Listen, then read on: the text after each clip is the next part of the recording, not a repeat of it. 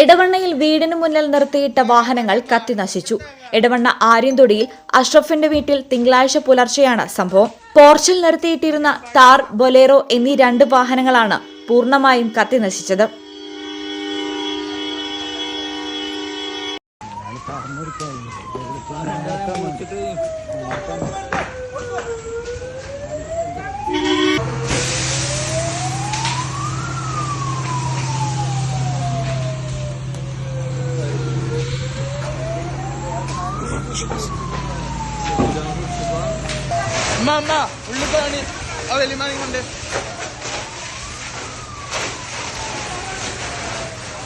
ആരെങ്കിലും മനഃപൂർവ്വം തീവച്ചതാണോ എന്ന് സംശയത്തെ തുടർന്ന് വീട്ടുകാർ എടവണ്ണ പോലീസിൽ പരാതി നൽകിയിരിക്കുകയാണ്.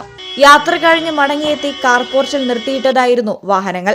തീപിടുത്തത്തിൽ വീടിനും കേടുപാടുകൾ സംഭവിച്ചിട്ടുണ്ട്. പുലർച്ചെ 3 മണിയോടെയായിരുന്നു തീപിടുത്തം. News bureau, Edavanna.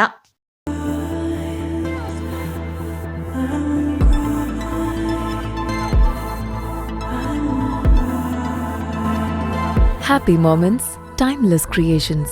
Wedding collections from Kavita Gold and Diamonds.